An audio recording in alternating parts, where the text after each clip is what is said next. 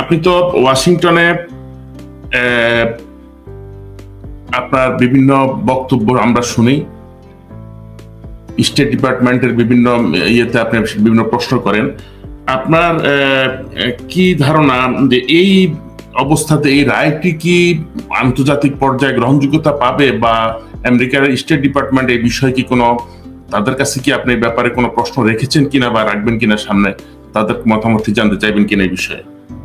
সবাইকে স্মরণ করিয়ে দিতে চাই যে 5ই আগস্ট বর্তমান সেনাপ্রধান ওয়াকার, জেনারেল ওয়াকার, যখন বিকেল 4টার দিকে গণমাধ্যমের সামনে আসেন, ওনাকে যখন প্রশ্ন করা হয়, যে উনি বলছিলেন রাজনৈতিক নেতাদের সাথে বৈঠক হয়েছে, ওনাকে যখন প্রশ্ন করা হয় যে কোন কোন রাজনৈতিক দল ছিল, উনি প্রথম যে রাজনৈতিক দলটির নাম বলেছেন সেটা ছিল জামায়াতে ইসলামী। আপনারা থাকলে ভিডিও এখানেও শেয়ার করে দেখাতে পারেন যে ঘটনাটা হলো সেই মুহূর্তে তখনও পর্যন্ত জামায়াত ইসলাম বাংলাদেশে একটি নিষিদ্ধ দল। অতএব উনি সেখানেই আইন ভঙ্গ করেছেন এবং সেখান থেকে প্রতীয়মান হয় যে উনি কার জন্য কাজ করছেন বা কি কাজ করছেন। এখন যে প্রশ্নটা হলো ওয়াশিংটন ডিসি, এখানে একটা বিষয়কে আমরা, এটা খুবই গুরুত্বপূর্ণ এই আলোচনার জন্য, আজকের যে আলোচনা, এই আলোচনার জন্য এটিএম আজহারের বিচারের যে রায় উল্টে দেওয়া হলো, সেটা নিয়ে আমেরিকান তাৎপর্য বিশ্লেষণ করা আসলে এমন কঠিন, যেটা আসলে মানুষকে, আমাদের শ্রোতামণ্ডলীদেরকে বোঝানো কঠিন, কিন্তু আমি চেষ্টা করব, আমি যত সংক্ষেপে পারি এটা বোঝানোর চেষ্টা করব।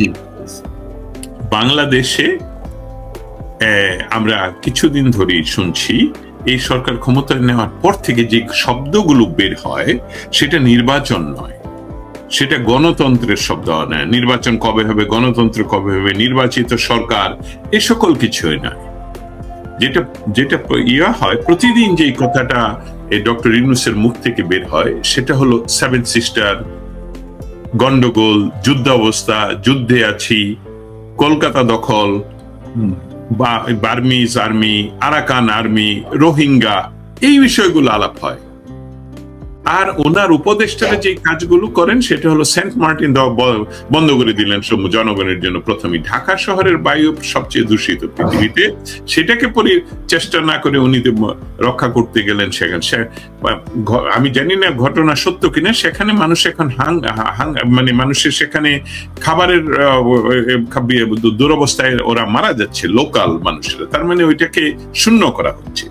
এখন ওয়াশিংটন ডিসির যে বিষয়টা গত 50 বা 55 ইয়ার্সে ঘটাতে পারেনি, সেই ঘটনাটা ডক্টর ইউনূস, যেটা ডক্টর নূর নবী ভাই বলেছেন যে ব্ল্যাঙ্ক চেক দিয়েছেন, এর অর্থ হলো যে আমাদের এই ভূখণ্ড অঞ্চলে বা এই জিওপলিটিক্যাল গ্রাউন্ডে আমেরিকা যে অবস্থাটা তৈরি করতে চেয়েছিল, সেই অবস্থাটা গত 55 ইয়ার্সে অন্য কোনো সরকারের মাধ্যমে তৈরি করার সক্ষমতা অর্জন না করলেও ডক্টর ইউনূসের প্রথম দিন থেকেই সেই সক্ষমতার দিকেই সেটা যাচ্ছে।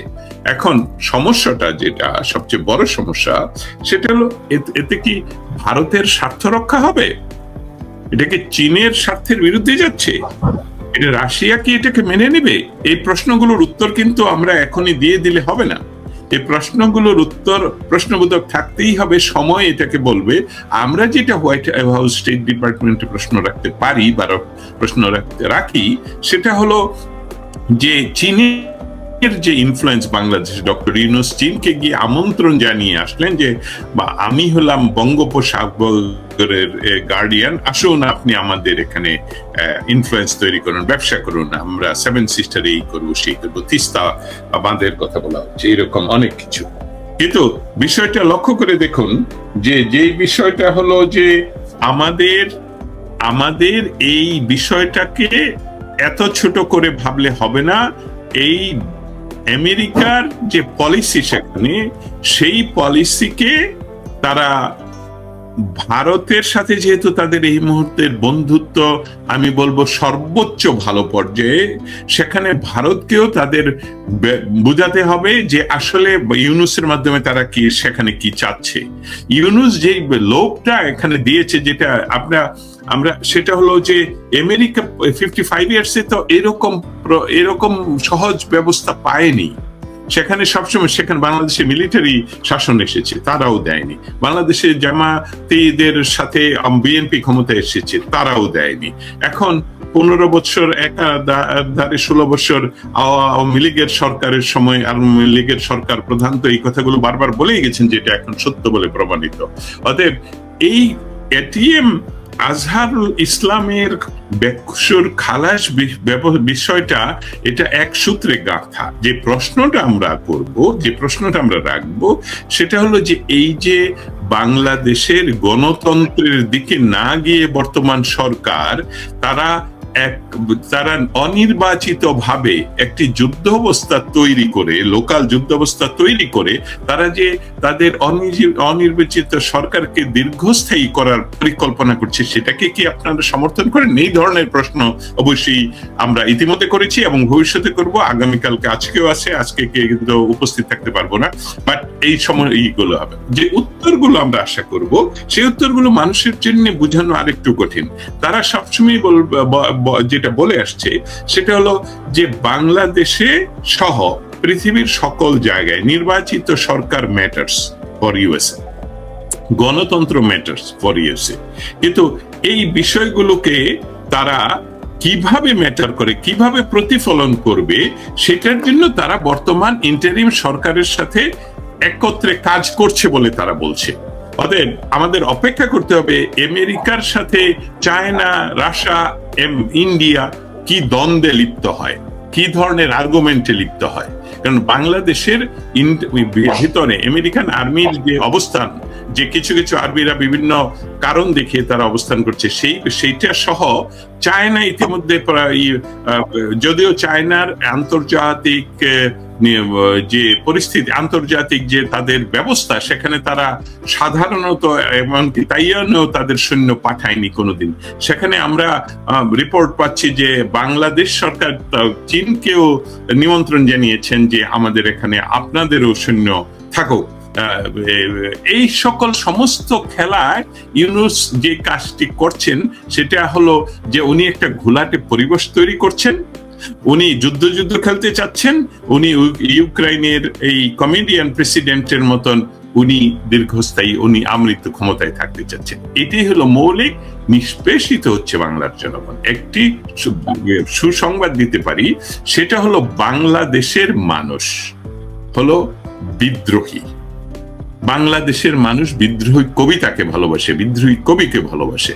বাংলাদেশের মানুষ সবসময় সংগঠিত এবং তাদের নিজের দেশের 1 ইঞ্চ মাটিও অন্যকে ব্যবহার করতে দিবে না। বাংলাদেশে যে দুরবস্থা এখন চলছে, যারা আজকে বিচার বিভাগ দখল করে আছেন, যারা বিভিন্ন বিভাগ দখল করে আছেন, যেমন আমি বলছি নির্বাহী বিভাগ সহ, তাদের সংখ্যা হলো less than 5, তাদের সাপোর্টার হলো less than 5% ইন বাংলাদেশ। ধরেন 5%। আমি আজকে দুইটি বিষয় উত্থাপন করবো, যেটা আপনার প্রশ্নের সাথে সংযুক্ত নয়, তারপরেও বলবো। সেটা হলো বিএনপি বলছে যে প্রধান উপদেষ্টার বৈঠকের পরে নির্বাচনের সুস্পষ্ট ঘোষণা না আসায় তারা হতাশ। এটা পরিস্থিতি যেদিকে যাচ্ছে, যে বিএনপি এবং আওয়ামী লীগ এই দুইটি দলের মাঝে বাংলাদেশ বিভক্ত, আর বাকিদের কোনো পাওয়ার নেই।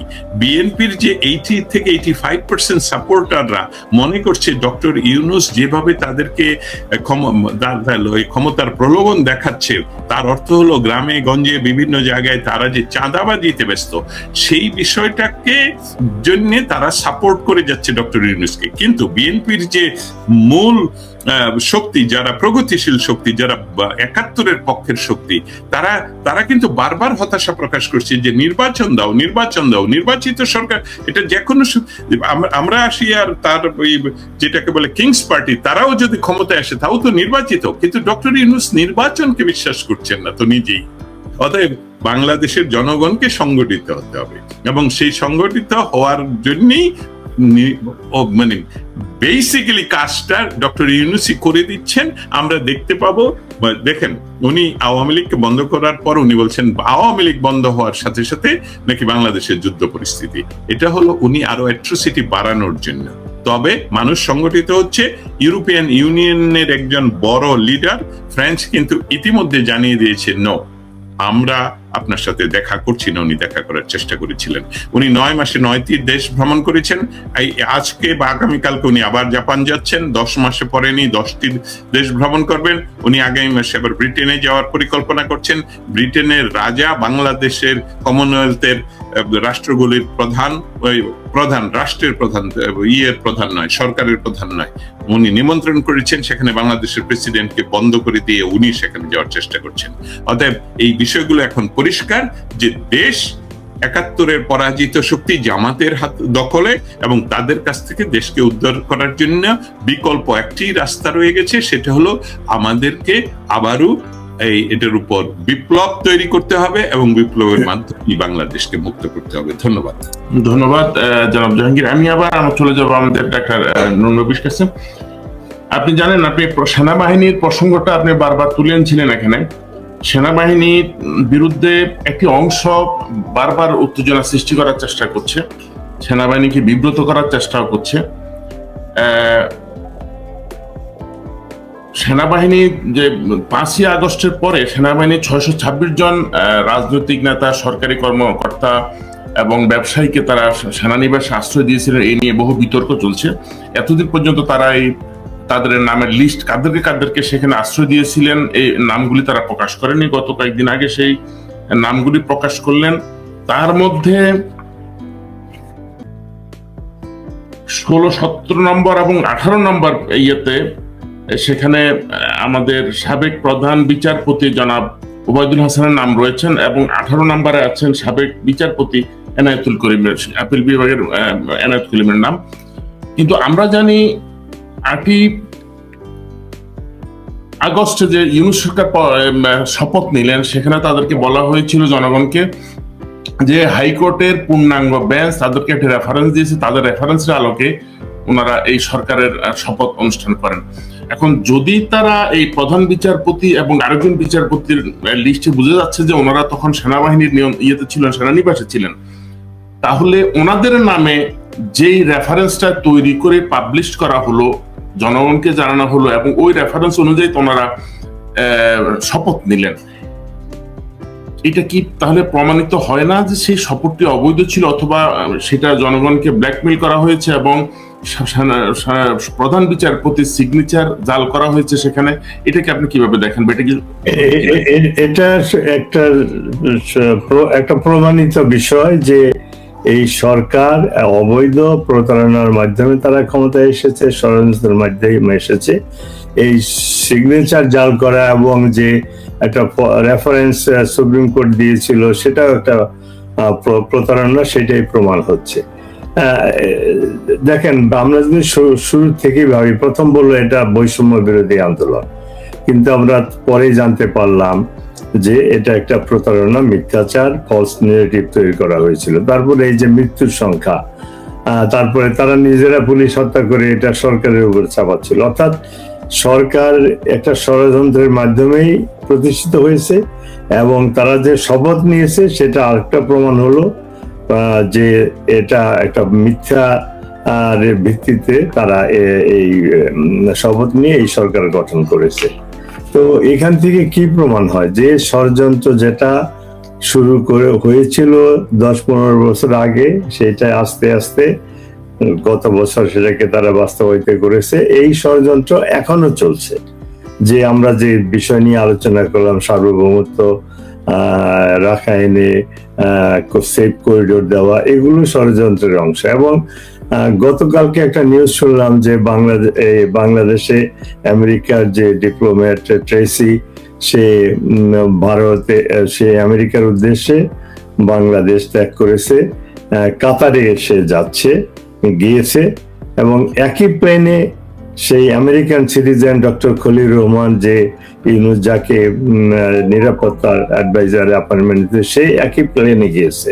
এবং গুজব হচ্ছে যে কাতারে তারা আরেকটি ষড়যন্ত্রমূলক মিটিং করবে, সেখানে সিআইএ প্রতিনিধি থাকবে, আর খলিল রহমান থাকবে, ট্রেসি থাকবে, আরো হয়তো পাকিস্তানের থেকে হয়তো যোগ থাকবে। হয়তো নেক্সট স্টেপ কি হবে কারণ এখন তো তাদের এই যে সেফ করিডোর দেওয়া এবং মাস্টার প্ল্যান যেটা আমেরিকার, যে তারা ওইখানে একটা খ্রিস্টান রাষ্ট্র প্রতিষ্ঠা করবে, আর কি বলে সেন্ট মার্টিন তো অলরেডি নিয়ে গেছে, চিটাগাং পোর্টের তাদের দখলে যাচ্ছে। তো এই যে একটা স্টেলমেট তৈরি হয়েছে, এটা থেকে কিভাবে উত্তরণ করা যায় সেই ষড়যন্ত্র একটা মিটিং হতে যাচ্ছে কাতারে।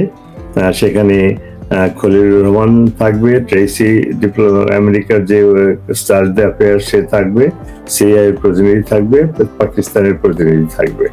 তো এগুলো যদি সত্যিকারেই হয় তাহলে ষড়যন্ত্র চলছে এবং চলবে, এবং সেখান থেকে উত্তরণের আমার ক্ষুদ্র জ্ঞানে যে একমাত্র উপায় হলো যদি চায়না, ইন্ডিয়া এবং রাশিয়া এই বাংলাদেশটাকে দখল করে, বার্মাকে দখল করে, যেটা 50 বছরে পারে নাই, ওইখানে একটা হিজেমনি, আমেরিকান হিজেমনি তারা প্রতিষ্ঠা করবে, সেটার একমাত্র অন্তরায় হতে পারে এই তিনটা বৃহৎ শক্তির সমন্বয়ে একটা প্রতিরোধ, বা সেটা তারা কিন্তু ইচ্ছা করলে, এই তিন শক্তি চায়না, ভারত এবং রাশিয়া ইচ্ছা করলেই তারা বাংলাদেশের এই অপশক্তিকে তারা রুখে দিতে পারে।